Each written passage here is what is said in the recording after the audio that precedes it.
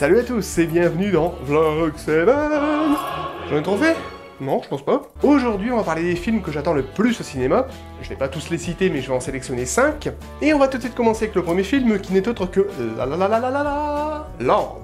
Ouais, c'est pas moi qui ai fait le titre, alors faites pas chier. La La Land, donc qui sort chez nous le dernier jour de novembre, c'est-à-dire le 30, et qui a été écrit et réalisé par Damien Chazelle. Et si vous ne savez pas qui est Damien Chazelle, je vous conseille vite fait d'aller voir mon story kick sur Whiplash, puisque Damien Chazelle n'est autre que l'auteur et le réalisateur de ce film.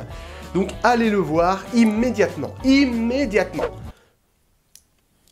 Ah ouais bon ok, j'avoue, je suis un petit peu taré. Mais bref, qu'est-ce que La La Land? La La Land, c'est tout simplement une comédie musicale, avec Emma Stone et Ryan Gosling dans les rôles principaux, qu'ils ont déjà d'ailleurs joué ensemble dans la meilleure comédie romantique de tous les temps. J'ai une idée, bougez pas. Voilà dans quel film Emma Stone et Ryan Gosling se sont déjà donné la réplique. Crazy Stupid Love, qui est pour moi la meilleure comédie romantique de tous les temps. Et en plus, il y a Julianne Moore, donc ça fait plaisir. Et pourquoi j'attends autant ce La La Land? Premièrement, parce que c'est une comédie musicale et que j'adore les comédies musicales. C'est vraiment un registre où il faut être doué dans beaucoup de choses, c'est-à-dire qu'il faut savoir jouer, il faut savoir chanter, il faut savoir danser. Ça mélange plusieurs arts et je trouve ça vachement intéressant justement. Et deuxièmement, si vous regardez attentivement la bande-annonce, vous pourrez constater que la photographie de ce film est absolument magnifique. Il y a vraiment des plans qui sortent de nulle part ou qui sont, je dirais, assez inspirés des anciens films des années 40 ou 50. Il y a un plan d'ailleurs qui rappelle un petit peu le film Chantons sous la pluie. Et j'ai trouvé ça vachement intéressant d'exploiter une comédie musicale dans cet univers-là. Ça pourrait donner vraiment quelque chose de beau en fait. Je pense que quand Damien Chazelle a commencé à écrire son script, il a dû penser à une seule chose, romantisme. Parce que c'est tout l'aura qui se dégage de ses premières images. C'est-à-dire que c'est vraiment une belle histoire d'amour entre un homme et une femme sur un fond de film de l'époque. Et je trouve ça vachement intéressant d'étudier ce genre de plans, des plans de l'époque comme ça a l'air de vraiment bien fonctionner. Donc voilà, extrêmement hâte de découvrir ce La La Land, ça pourrait vraiment être intéressant pour découvrir vraiment une photographie assez dense, on va dire. Passons maintenant au deuxième film, qui n'est autre que Premier Contact, ou Arrival en version originale, et qui sortira chez nous le 7 décembre prochain. Ce film est réalisé par Denis Villeneuve. Alors Denis Villeneuve, vous le connaissez sûrement, puisque c'est le réalisateur de Prisoners et de Enemy, entre autres. Et du futur Blade Runner aussi. Pourquoi je suis aussi hype à découvrir ce Premier Contact? Déjà parce que c'est réalisé par Denis Villeneuve et que ce réalisateur n'a fait que me surprendre ces dernières années. Et la deuxième chose, c'est tout simplement parce que c'est un film de SF comme je l'aime, c'est-à-dire de la science-fiction bien mystérieuse où on ne sait absolument rien en voyant les premières images. C'est d'ailleurs assez drôle que le film en France se nomme Premier Contact, puisque ça rappelle un petit peu le Contact qui avait été réalisé il y a une bonne quinzaine d'années déjà avec Jodie Foster. Ça a l'air d'être un petit peu dans la même veine, un film de SF vraiment très mystérieux, et ici, contrairement à Contact, on voit vraiment les vaisseaux aliens. Des vaisseaux aliens qui sont d'ailleurs superbement bien designés, parce que ça reste quand même un design assez simple, c'est-à-dire c'est vraiment une sorte de coquille d'œuf, de demi-œuf, et je trouve ça vachement intéressant. Personnellement, je m'attendrais plus à une sorte de portail vers un autre monde, plus qu'à un simple vaisseau spatial. Mais bref, ça on verra. Pour le troisième film, on reste toujours dans la SF, puisqu'il s'agit de Passengers, qui sortira chez nous le 28 décembre prochain. Au casting de ce film, on retrouve Jennifer Lawrence et Chris Pratt, et c'est à peu près tout. Passengers, c'est apparemment un film de science-fiction qui rappellerait un petit peu le Sunshine de Danny Boyle ou le Moon de Duncan Jones, puisqu'apparemment l'histoire serait que plusieurs milliers de personnes voyagent dans un vaisseau spatial pour atteindre une autre planète. Bien sûr, pour atteindre cette autre planète, ça va prendre plusieurs centaines d'années, donc bien sûr, ils sont cryogénisés pour ne pas vieillir.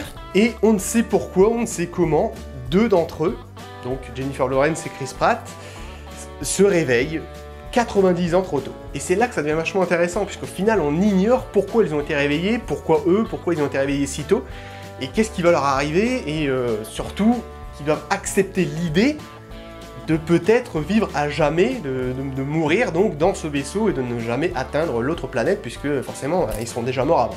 Donc voilà pourquoi je suis aussi hype à voir ce film, c'est que le pitch a l'air vraiment poignant, et je pense d'ailleurs qu'il y aura certainement une histoire d'amour entre les deux protagonistes, puisque forcément ils se la jouent un petit peu à la Adam et Ève, et sachant qu'ils vont peut-être passer le restant de leur vie à deux, forcément ça crée des liens on va dire. On aura quand même deux films de SF qui ont l'air vachement intenses et bourrés de mystères en un seul mois.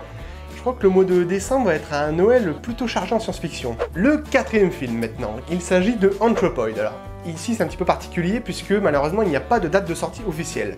Probablement faute de distributeur malheureusement, donc j'espère que ça sera vite résolu pour avoir quand même une sortie ciné, sinon bah tant pis, sortie Blu-ray. Il faut savoir, j'adore les films qui se passent durant la Seconde Guerre mondiale parce que je trouve c'est une époque absolument atroce. Et retracer ces événements qui ont vraiment eu lieu, qui étaient vraiment des événements assez impressionnants, horribles mais impressionnants eux-mêmes, je trouve ça vachement intéressant.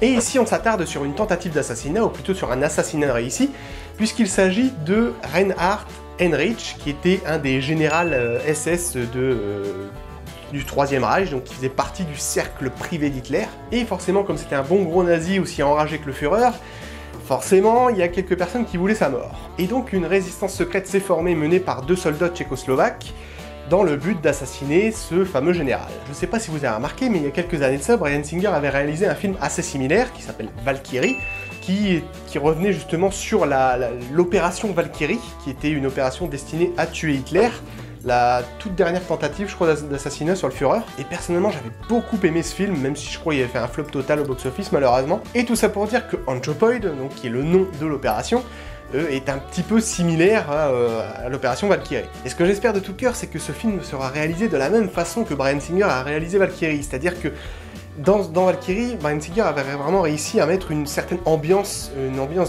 terrifiante auprès des nazis, justement. Je trouve que ce serait vraiment intéressant de montrer un petit peu les aspects durs de cette guerre et vraiment une ambiance quand même assez flippante auprès des nazis qui vraiment s'acharnent sur la résistance et sur les juifs et tout ça. Donc voilà, en espérant qu'il se trouve rapidement un distributeur pour une sortie ciné. Et le dernier film que j'attends le plus, c'est une évidence, ce n'est autre que Dunkirk, ou Dunkerque en français, comme vous voulez, mais je trouve que c'est plus classe quand même Dunkirk. Le film est prévu pour le 19 juillet 2017 et il est bien sûr réalisé par monsieur Christopher Nolan.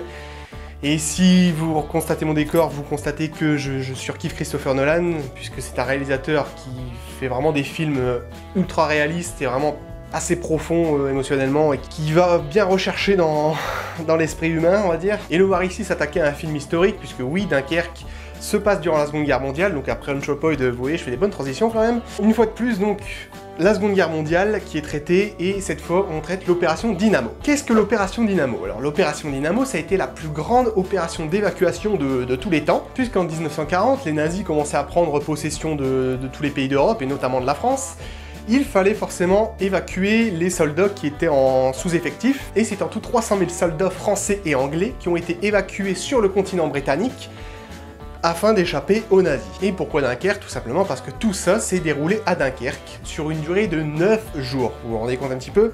300 000 soldats évacués en 9 jours par bateau. C'est juste énorme comme truc. Donc voilà Christopher Nolan qui s'attaque enfin à un fait historique, lui qui adore justement le réalisme dans ses films, bah là, on pourra pas vraiment faire plus réaliste justement. Et tout ce que j'espère, c'est que comme je disais sur Anthropoid ou Valkyrie, c'est que le film sera réalisé avec une ambiance de terreur chez les nazis, de la même façon, parce que c'est vraiment un sujet quand même assez fort à traiter, et faut que ce soit sombre, faut que ce soit brutal, c'est plus intense justement comme ça. Donc voilà, j'ai à peu près fait le tour de quelques films que je suis vraiment très impatient de voir. Alors bien sûr, il y en a d'autres, hein, mais bon, je vais pas tous les citer non plus, hein. Rogue One, le reboot de King Kong, 50 nuances plus sombres, non je déconne. Bref, tout ça pour dire que j'en ai fini pour aujourd'hui et j'en ai fini avec vous. Donc je vous dis à la prochaine, ciao!